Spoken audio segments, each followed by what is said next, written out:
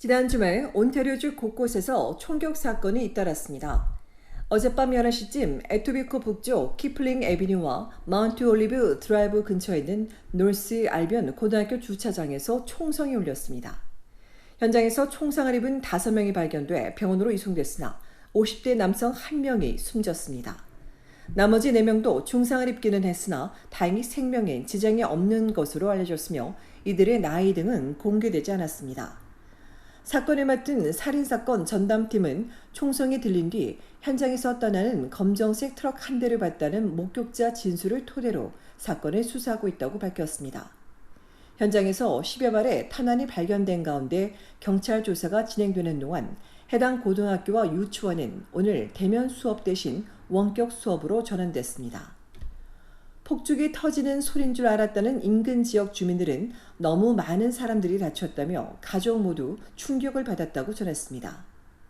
앞서 토요일 밤엔 20대 남성이 엘비언 로드와 마틴 그로브 로드에서 총상을 입었으며 토론토 경찰이 조사 중입니다. 10대 소년이 총에 맞는 사건도 있었습니다. 어제 오후 5시 10분 브램튼 퀸스트리트 웨스트 남쪽 드링크 워터 로드와 퀸스트리트에서 10대 남학생이 총에 맞고 병원으로 이송됐으며 생명이 위중한 것으로 알려졌습니다. 사건을 수사 중인 필 지역 경찰은 피해자가 16세 또는 17세라며 현장을 중심으로 조사하고 있다고 전했습니다. 해밀턴에서도 3명이 다쳤습니다. 일요일 새벽 0시 30분 게이지 애비뉴 노스와 캐논 스트리트 이스트에서 50대 남성 3명이 총상을 입고 병원으로 이송됐습니다. 경찰에 따르면 이날 20에서 30대 아시아계 남성이 특정인을 찾아 범행 현장인 주택에 왔고 누군가의 떠나라는 지시에 소란이 일면서 총격으로 번졌습니다. 이 과정에서 3명이 총상을 입고 병원으로 옮겨져 치료를 받고 있으며 당시 현장에 있었던 다른 5명은 다치지 않았습니다. 경찰은 이날 용의자가 빨간색의 후드티와 바지를 입고 있었다며 밤 0시부터 1시 30분 사이 용의자가 찍힌 동영상을 가진 주민들은 경찰에 알려줄 것을 요청했습니다. 이번 사건은 올 들어 발생한 26번째 총격입니다. 해밀턴 경찰은 최근 들어 총격 사건이 부쩍 늘었는데 대부분이 표적이라며 주민들의 안전을 위협하는 범죄에 적극 대응할 것이라고 강조했습니다. 또 어제 새벽 0시 10분엔 토론토 동쪽 보만빌 컨세션 스트리트 이스트와 머스 애비뉴에 있는 주택에서 20대 남성 2명과 여성 1명이 총에 맞고 치료 중이며 더럼 지역 경찰이 사건을 수사하고 있습니다.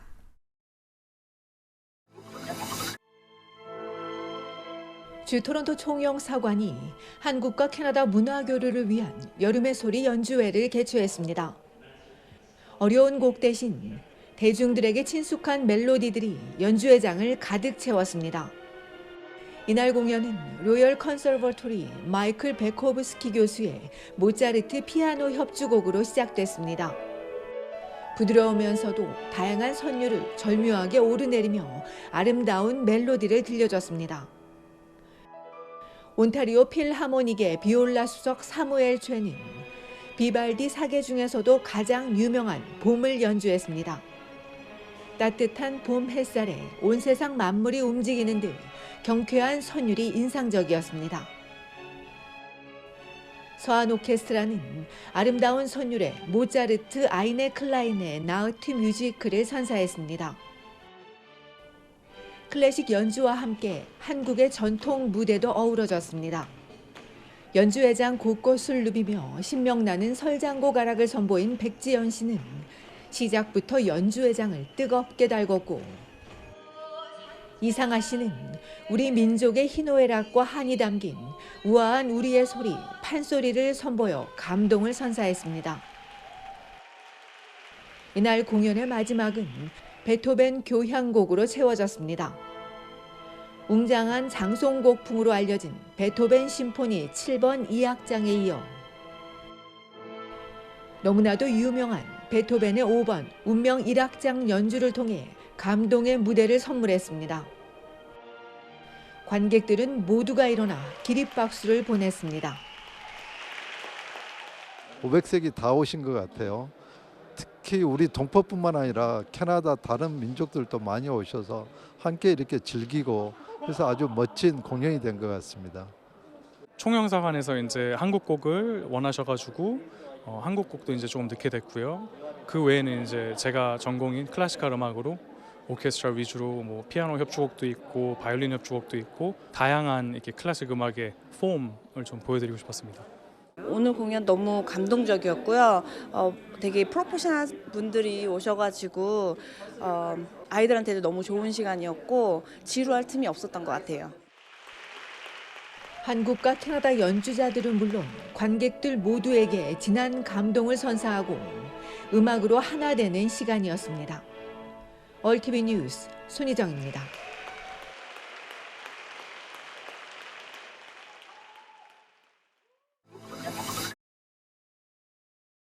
캐나다 국경서비스국이 파업을 예고해 우려가 커지고 있습니다.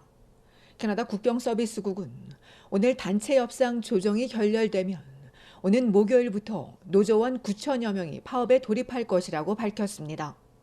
이에 대해 연방정부는 일선 국경서비스국 직원의 90%가 필수 인력이기 때문에 파업이라고 업무를 중단할 수 없다며 이를 위반할 경우 징계할 것이라고 강조했습니다.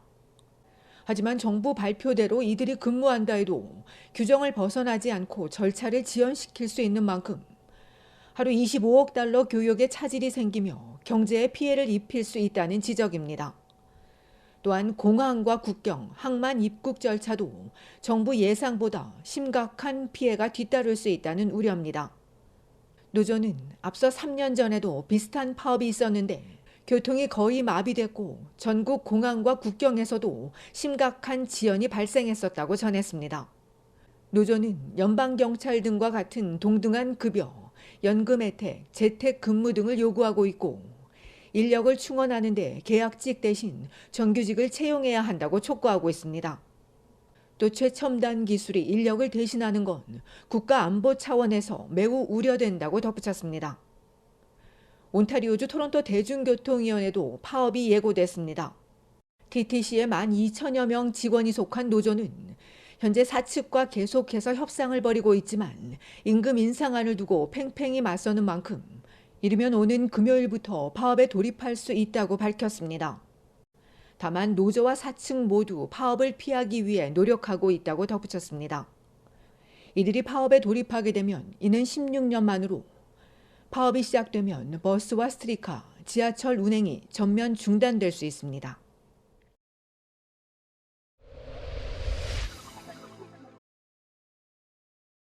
어제 낮 1시 온타리오주 노스오 윌로우데일의 피치 애비뉴 웨스트와 그린뷰 애비뉴에서 여성 행인이 차에 치였습니다. 크게 다친 여성을 병원으로 이송한 경찰은 사고 현장 주변을 통제하고 운전자 등을 상대로 자세한 사고 경위를 조사하고 있습니다. 이보다 앞서 어제 새벽 2시 20분엔 마캄에 사는 25세 남성 운전자가 클래링턴 올드 하이웨이 35번 남쪽으로 달리던 중 115번 고속도로 인근에서 콘크리트 중앙 분리대를 들이받은 뒤 맞은편 도로 가장자리 도랑으로 전복되면서 그 자리에서 숨졌고 현지 경찰이 사고 원인을 조사 중입니다.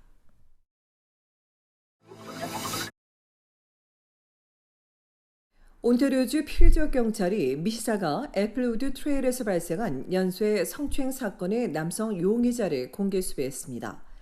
경찰은 지난주 금요일 오후 3시 20분경 산책 중인 여성의 뒤에서 접근해 성추행한 뒤 달아난 용의자가 앞서 지난해 같은 장소에서 발생한 유사범죄 2건의 범인과 동일인일 것으로 보인다며 남성의 모습이 담긴 이미지를 공개하고 추가 피해자들의 제보를 요청하는 한편 이곳을 찾는 주민들은 항상 경계심을 늦추지 말 것을 당부했습니다. 경찰에 따르면 백인 용의자는 20에서 30세의 사이로 키 175cm 정도에 말랐으며 잘 정돈된 검은 머리에 회색 배낭을 메고 있었습니다.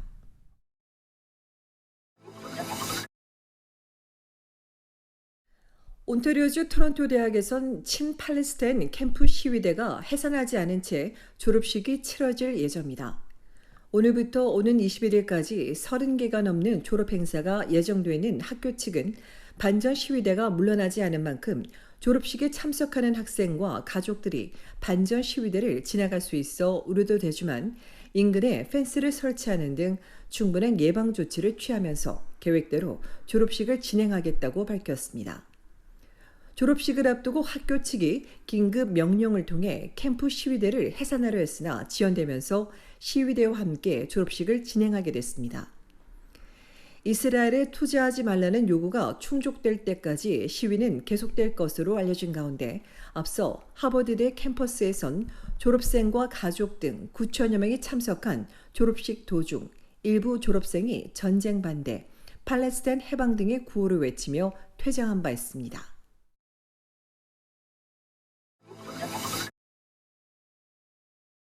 브리티시 콜룸비아주에서 여성 수십 명을 잔인하게 살해한 캐나다 최악의 연쇄살인범 로버트 픽턴이 교도소에서 동료 수감자에게 폭행당해 숨졌습니다. 캐나다 교정국에 따르면 74세인 픽턴은 지난달 19일 오후 5시 15분경 51세인 동료 수감자가 휘두른 부러진 빗자루에 머리를 가격당해 병원에 입원해 치료를 받았으나 지난주 금요일 사망했습니다.